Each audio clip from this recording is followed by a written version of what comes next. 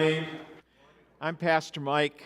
On behalf of MBCC and the Palm family, I extend a hearty and grateful welcome. Thank you for being here. We gather this morning to celebrate the life of Sally Jean Palm, who passed away surrounded by her loving family on March 7 after a brief illness. As we remember and give thanks for Sally's life, a life well lived, a life well loved, you'll hear testimony. It's going to be a wonderful service. Testimony of the many ways Sally's love touched the hearts of others. Sally is survived by her 5 children, Marcia, Vicki, Karen, Brett, and Todd, along with their respective spouses, Barney, Dave, Karen, Brett, and Cindy. Sister-in-law Marilyn, niece Chris, and her husband Bob, I met them earlier, 10 grandchildren, and 13 great-grandchildren. We gather today to find strength in the fellowship of family and friends, and ultimately to celebrate the long and marvelous journey Sally has traveled.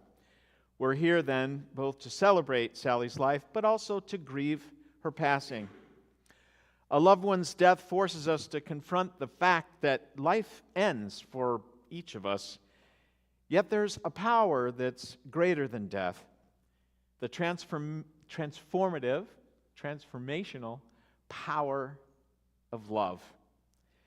The anguish of parting can't destroy this reality. A love once born can never die. It becomes part of our lives, woven into the fabric of our beings. Love has joined our lives together with those who are nearest and dearest to us. Shared joys, shared sorrows, well, they've shaped our histories. And the relationships of love, they don't unravel at death. They simply find new expression. Last night, sitting in the Hollywood Bowl with MBCC friends, enjoying Disney's 80s and 90s celebration in concert, I leaned over to a wise friend and asked, "Can you imagine if you were Walt Disney and you were alive today to see this, to see all that has happened because of your magical vision that you had decades ago?" I mean, he's been dead now since 1966, so 58 years. Imagine coming back after 58 years and to be able to see. And she moved her hand across this vast crowd of fans, about 17,000 people, and this amazing orchestra, which probably John Elge has directed, many of those people, and Broadway musicians that had come from here and there, including, is it the mermaid, Aria, what's her name? Yeah, that one, the real one.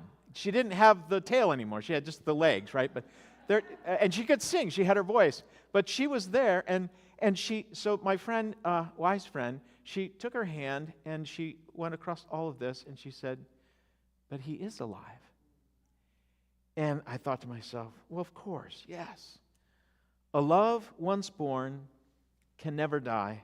It becomes part of our lives, woven into the fabric of our beings. So this day we bear witness to Sally's life and love, which has been wonderfully woven into the fabric of this beloved church family, loved ones who gather today in her memory, and countless others, both near and far, and those who've gone before us. In the Beatitudes of Matthew's Gospel, Jesus gave this assurance: "Blessed are those who mourn, for they shall be comforted." And I would add, blessed are those who mourn today, for you've been privileged to walk alongside Sally on life's journey.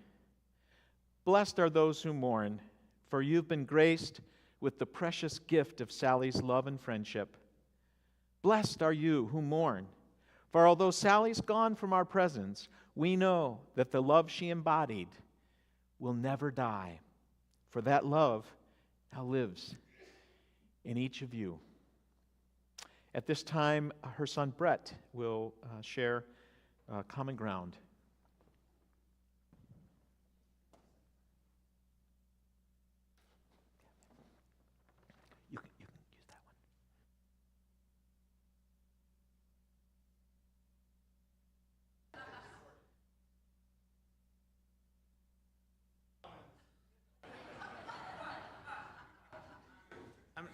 I'm not in church very often. You are welcome here. Yeah, good to know.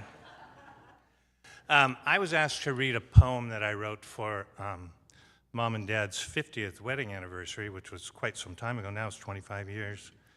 And this just touches on a little bit on their very different personalities. It's called Common Ground. In August 1949, when all the world was new, two youngsters sauntered down the aisle and boldly said, "I do." Still in their teens, they spoke their vows and stood shoulder to shoulder, though he is always quick to tell you she is 3 months older. They did the deed and joined as one, their lives together binding. But two more different people you'd have trouble ever finding. You've heard it said 1,000 times, accept it as a fact. These two are surely living proof that opposites attract. For Noel is not demonstrative in showing his affections, and Sally lacks the gene that governs checkbooks and directions. While he is logical and finds a comfort in tradition, she throws logic to the winds and steers by intuition. And yet they each possess a common quirk inside their being. How else can you explain that after 40 they start skiing? Which I was glad to see that picture of them skiing up there. It's really nice. Some common gene of wackiness. And maybe this explains why they would spend retirement leaping into hurricanes. So when in awe we look at them and ask, how did they do it? Perhaps it was this touch of nuttiness that got them through it. For all their differences, it seems, they share this common ground. They're both a little crazy, and that keeps their marriage sound. And now they've traveled 50 years through every kind of weather. They've gone through droughts and hurricanes, through leaking roofs and backed up drains, through chicken pox and labor pains, and still they are together. They've weathered every kind of storm and found their way to shore. Congratulations, Mom and Dad, and here's to 50 more.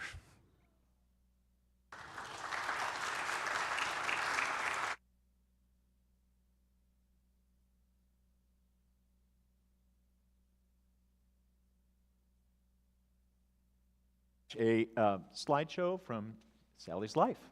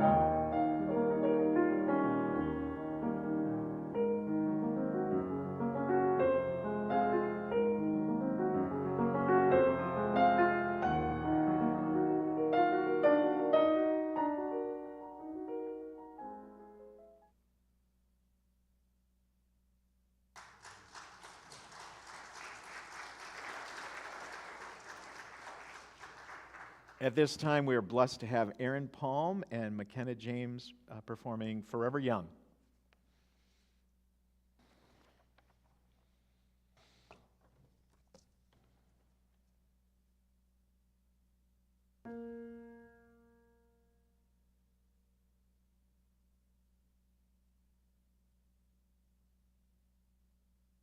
May God bless and keep you always. May your wishes all come true. May you always do for others and let others do for you.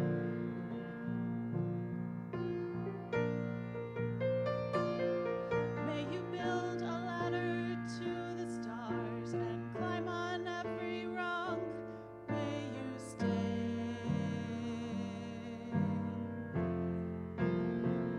forever young.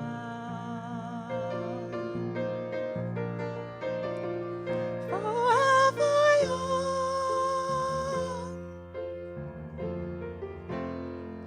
Forever young.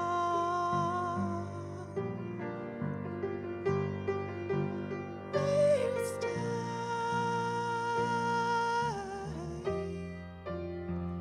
forever young.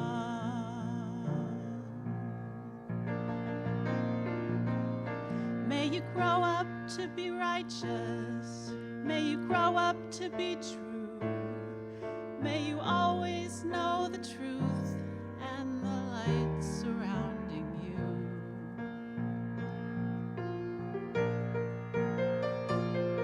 May you always be courageous, stand upright and be strong. May you stay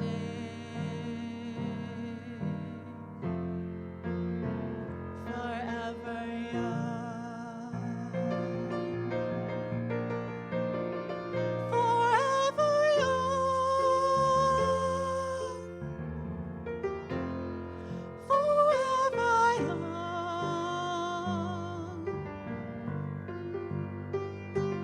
May you stay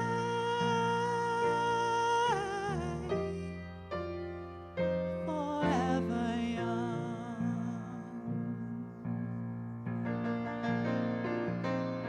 May your hands always be busy. May your feet always be swift. May you have a strong foundation when the winds of changes shift.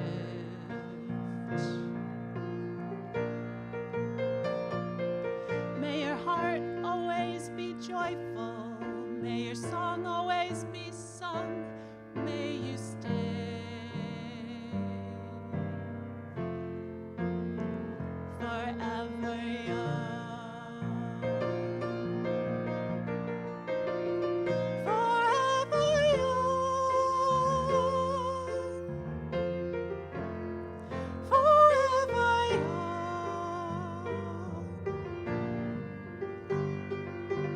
May you stay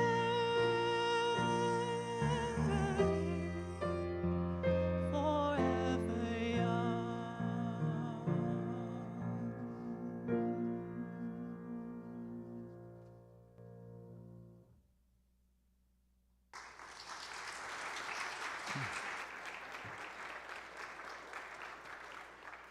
Thank you, Aaron. It's amazing to me that she can be a mother of how many children? 3? 4. A surgeon, and you have the time and courage to sing a beautiful song. So good on you. Good on you. At this time, we're going to hear from dear friends of MBCC and members, and they love Sally, and so they made a special message. So we're going to hear from the Hatleys at this time.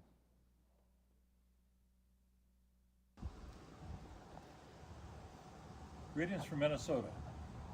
Guy, Judy Hatley here. I want to thank Vicki and Karen for allowing this to happen and making it happen and keeping us in the loop. Really appreciate that. A lot of great memories of Sally. She was a terrific lady. And I'll tell you what, I'm only going to share one with you, and there are many. Many years ago, we decided to put on Leonardo da Vinci's Last Supper. And it's a sanctuary drama we do on Monday, Thursday, and we needed an upper room. So I asked Sally, because she had done murals and things like that on buildings in Redondo Beach and places. She accepted readily, and it took her 2 or 3 weeks, and she laid out this huge canvas that covered most of the chancel and created an upper room for us. And I'm sure it's folded up nicely someplace on the church grounds, and probably will last longer than Da Vinci's Last Supper. His is crumbling as we speak. I think it was a great endeavor, and she expressed great confidence in doing it. She got a lot of accolades, and it was just terrific. We loved it. One of my favorite memories with Sally also has to do with her art expertise. I was teaching 6th grade at Washington School in Redondo Beach, and the curriculum covered the most interesting part of the whole curriculum was ancient civilizations. Sally had her art class, her lab, 2 classrooms down from mine. How handy is that? That was great. She and I would have conversations about Egypt and Greece and Grecian urns and, of course, hieroglyphics. We all write in hieroglyphics, right? And murals. And we came up with some art that the kids could handle, and ended up being rather dramatic, thanks to Sally. They made huge murals that were posted up and down the outdoor hallways at Washington School that spring for parents and people from around the neighborhood who came to visit during open house. And they would ooh and ah and say, "Isn't this wonderful? What creative kids?" And I'm going, "Yeah, Sally, what creative kids?" She was a huge help. Another spot where we worked together quite a bit was at church, and it began with Reverend Sharon Naylor and Sally and with me. We launched the Women's Forum. Just out of the blue, we thought this would be neat to have speakers come in, and not just for the women, but it ended up being 50 or 60 women, and our spouses would come and other people throughout the congregation and the neighborhood. The location was at the Blue Water Grill upstairs in a place called Charlie Brown's, which many of you may remember. And the speakers that we managed to wangle and get in there, and they all spoke for free, was just so interesting. They covered a variety of subjects. It was wonderful, and she had a lot to do with getting it going. Great. Well, best regards to the Palm family, and no doubt, clearly a great legacy to Noel and Sally, of which they were very proud, I'm sure. While we linger about this earth a little while longer, we'll hold good thoughts for Sally, and we wish you all well and enjoy the rest of the service. Go well and stay well. And we will see you in September. All right. At this time, we're going to have the choir come up. When I first offered this to Karen, I think it was. Oh. Maybe I jumped the gun. All right. There we go.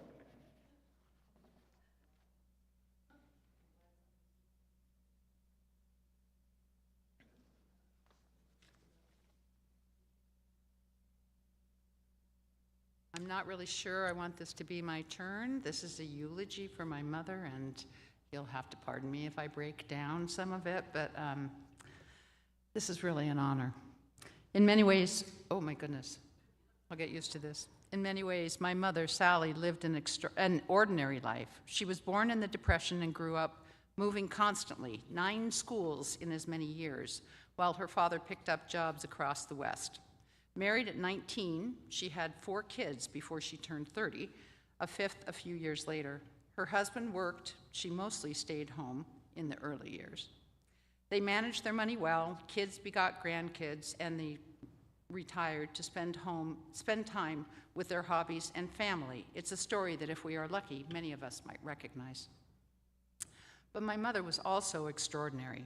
She was an artist, always working on a project. On a trip home from college, I found her on the patio with several large trash cans. Curious, I peered into them to discover a thick, curdled, soupy broth. "It's my own paper," she told me excitedly. The homemade paper let her make entirely new abstractions of art in her own free-form shapes and colors. She was always exploring and discovering new mediums to pour her creative talents into. She was prolific in what she produced. She painted with oils and acrylic paints, sketched in charcoal, pastels, and pen and ink. I still associate the smell of turpentine with watching my mother spread paint on a palette knife across a canvas. She painted in any clear space she could find and filled the house with her supplies: the spinning wheels where she used to make yarn for wall weavings, the styrofoam collected for her elementary students' kachina projects, the marriage quilt squares, or the centerpiece and place settings for the latest church tea. If she wasn't at home, I found her often up on a ladder or scaffolding. She painted 2 public murals in Redondo Beach, the first for the 1984 Olympics, their torch run. The second on a beach bandshell. Scaffolding never intimidated my mother. The many MBCC playsets attest to that. Mom was a citizen with a capital C. In the late 60s, she fought for her church to establish a street ministry. That effort surfaced the devastating impact of sexually transmitted diseases in the beach community. Mom didn't shy away from that or retreat to prudishness. She dove in. She and my dad worked to establish the first free clinic in the South Bay, which continues to this day. She wrote letters to the editor, to her councilman, and to her congresspeople. She lobbied the library relentlessly to plant milkweed for the monarch butterflies, and eventually they did. Each time I saw her, she had a new boycott. "I'm not shopping at Ralph's anymore because they won't get rid of their plastic bags." So therefore, we could not shop at Ralph's either. Mom saved everything and got every ounce of utility out of an object. Everyone knew when they got a package from her in the mail, lumpy and misshapen, the remnants of 3 boxes all taped together. My children affectionately called them grand boxes. Mom had a great sense of play. She was a leader of the household April Fool's pranks, largely played on my straight man father. One year, Dad was sitting in the living room when Mom walked in and told him something was wrong with the dishwasher. He walked into the kitchen to see smoke pouring from the appliance and flew into action, barking orders to pull the plug, until Mom and my brothers were unable to hold their laughter, and Dad caught on to the smoke bomb spewing away under the rack of dishes. Another year, she swapped salt for sugar at the breakfast table. We kids waited with barely muffled anticipation as Dad poured it into his coffee. But by then, he was used to being razzed. His face never gave any indication of the offensive taste. He simply rose, poured out and refilled the cup, and never put sugar in his coffee again. Mom directed her pranks at the kids, too. We each got to experience the horrifying wet feel of a reptile at the bottom of our bed sheets, and she was always delighted that the lettuce leaves had produced the desired effect. Mom's jokes were fun, but never mean-spirited. She had such deep compassion for people, for animals, for plants, for everything, really, that it would be hard to imagine her pursuing something unkind. Long before it was fashionable, Mom taped a quotation to her refrigerator, noting that man is not meant to have power over the animals, but to care for the planet with them, and Mom stewarded. When Aviation High School closed, their landscapers left. Mom went and dug up their roses, repotting them for new homes. During the drought, she put a bucket in her shower and hauled it up and down the street to water neglected bushes. She was terrified of spiders, but she never killed them. She would trap them under glass and escort them outside to continue with their work, which I believe all of her children do as well. She cared in that same way for animals. There were always at least 2 pets, a dog and a cat at a minimum. There were usually multiples of both. Other more exotic pets followed. You saw a picture of Brett's iguanas, Simon and Garfunkel. Also of Marcia's descented pet skunk named Petunia, who could flatten herself to a disc and squirm under the washing machine. When Marcia's pet bunny, other animals came into the household as rescues that Mom couldn't turn away. When Marcia's pet bunny chewed through 2 of her college roommates' favorite shoes, the bunny found a new home with my parents. When I worked at a local humane society, there was a caged cat that couldn't stop meowing. I brought him home, and Jake was adopted to live the rest of his days with my parents. Ever resourceful, Mom used the heated iguana terrarium as a nursery for hapless baby birds that either we kids or the neighborhood kids found and brought back to us. The iguana cage provided a perfect heated nursery for naked hatchlings whose feathers had yet to fill in. Mom and us kids stuffed their tiny gullets with food from an eyedropper. If an animal couldn't be helped at home, Mom took it to a local vet for the fix. They knew her well.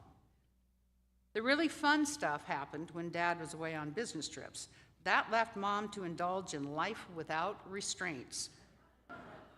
New pets could enter the household without much forethought, like the 4 fluffy baby chicks each child received one spring.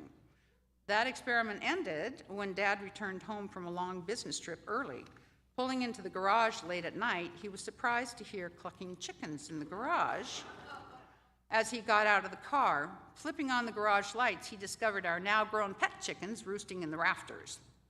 Mom found another home for the chickens within the week.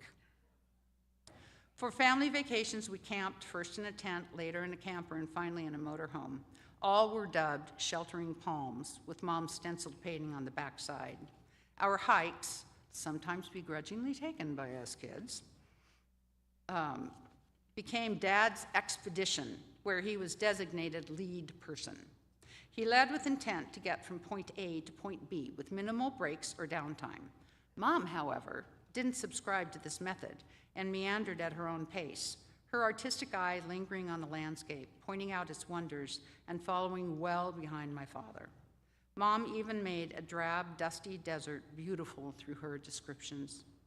When we kids needed a break from Dad's hard-charging get-there approach, we'd fall to the back of the line with Mom to take in the landscape with different eyes and a new appreciation for the subtle beauties we had overlooked. With 5 kids and a mostly single income, we got by on a tight budget. That meant the second car, Mom's mode of transportation, was the motorhome. While Dad drove to work in the company-leased car, swapped out every 2 years, Mom's vehicle was large, bulky, and not traffic-friendly. Mom hauled us all to practices, lessons, doctor and dentist appointments, even our part-time jobs. God forbid she got angry behind the wheel of that vehicle. No wonder Mom was thrilled to buy her rust-colored Toyota with its custom Palm One license plate and nurse it along for over 20 years. My parents' partnership, as my brother alluded to, was a mix of the conventional, my father's comfort zone, and the unconventional, where Mom and her creative bent thrived. Dad was surprisingly game to go along with whatever costume event was in the works, the Darth Vader to her Princess Leia, the knight to her fair lady. Mom put together their costumes for the church's annual madrigal dinners. They even dipped their toes into NBCC's musical theater. There was a picture up there of the Pirates of Penzance. She loved being able to wear a large fancy hat for her Ascot Day appearance in My Fair Lady. Mom was always curious, always engaged in the world, ready to learn and try new things. She and Dad took up skiing when they were 47. Mom ran the Manhattan Beach 10K race when she was 50. Piano lessons started a few years after that. We have pictures of her whitewater rafting well into her 70s. Mom's cultural tastes never ossified. She was always looking at and listening to something new. With season tickets to the music center, she would regale us kids with stories of Broadway musicals that came to LA. They were told to us like fairy tales, punctuated by the musical soundtrack recordings. We heard Camelot, My Fair Lady, and Phantom of the Opera before they were widely known. She was my art and culture buddy, the person I called to go see a new exhibit at the Getty, the MoMA, or the Broad. She wanted to see and experience everything. Most touching about my mother is that she had a lifelong appreciation for whatever was given to her, with never a sense of entitlement that she was owed anything. A gift, be it a child's drawing, some misshapen piece of art, or even just a bouquet of flowers, was received with surprise, joy, and appreciation. She looked at the world and focused on the goodness and beauty that she saw there. Much of her life looks ordinary, a family with 5 kids, 10 grandkids, 13 great-grandkids. What made it special, remarkable, was Mom's approach. Mom reveled in the way that the world and people were beautiful. She wasn't a stranger to hardship, but that wasn't a thing she would tell you about. She'd tell you about how kind people were, how much they helped her, how much fun they had had. It sounds small and simple to focus on the beauty and the goodness in the world, but as many of us know, many of us here who have so much, it can be bedevilingly hard to do. Sally carried it off without knowing that it was a skill, to see the beauty and let the rest fall away. Her skill held us to her, knowing that she would see the best in us, that spending time with her as a mirror would help us to see the best in ourselves, too. I love you, Mom, and I miss you every day.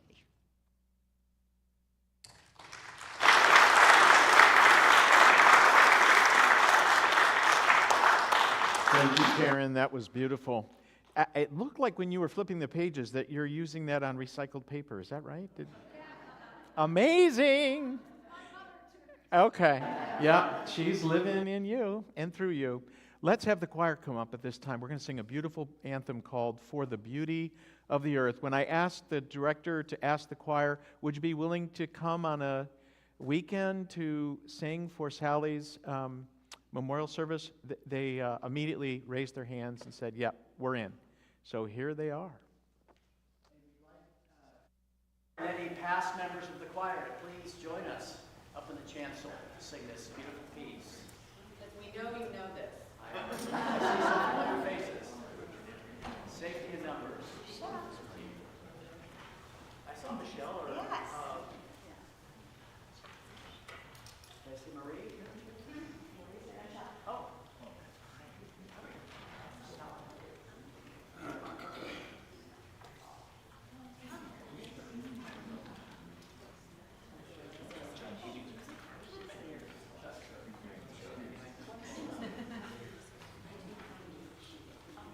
Karen, you're already been up there. My voice was not asked here.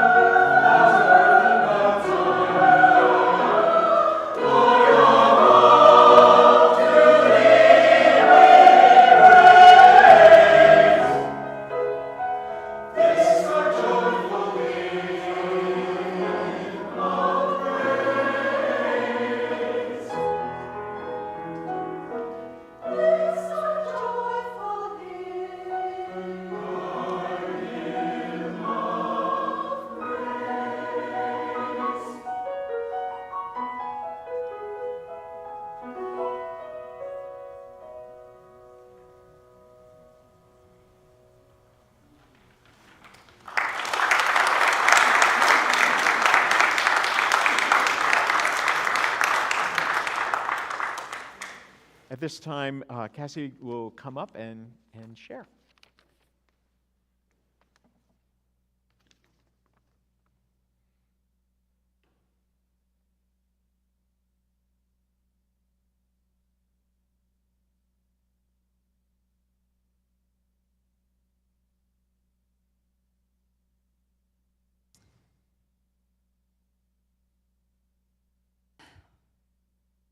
Thank you all so much for that.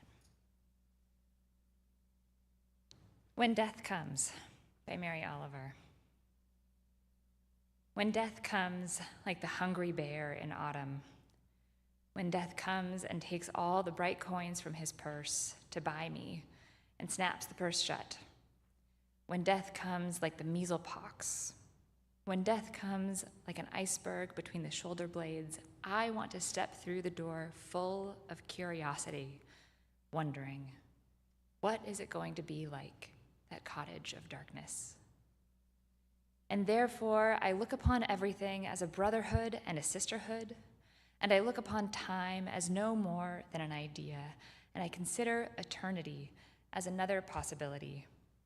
And I think of each life as a flower, as common as a field daisy and as singular.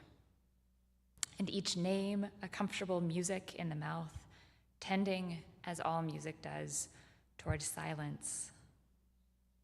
And each body a lion of courage and something precious to the earth.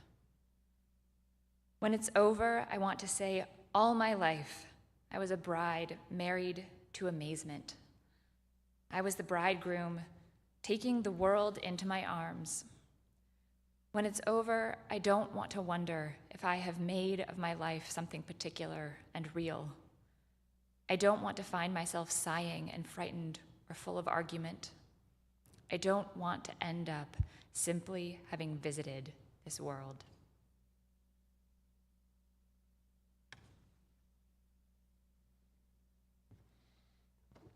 Beautiful, thank you. Like Mary Oliver, I too consider eternity another possibility.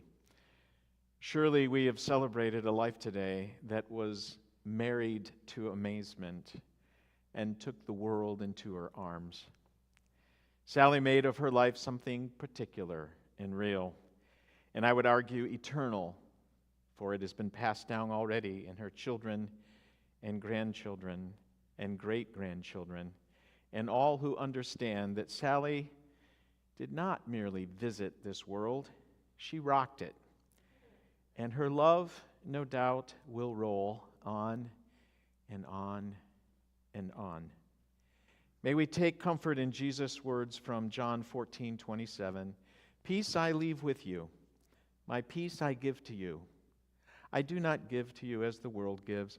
Do not let your hearts be troubled. Do not let them be afraid. Would you pray with me? Gracious God, we thank you for the spirit of love we have felt in this place and feel even now. May that continue to kindle in us. May we carry on that torch in so many variety of ways, to honor you, the author of love, and in so doing, honor Sally too, to the degree she reflected in so many ways the love that we feel right now. We ask these things in Christ's name. Amen.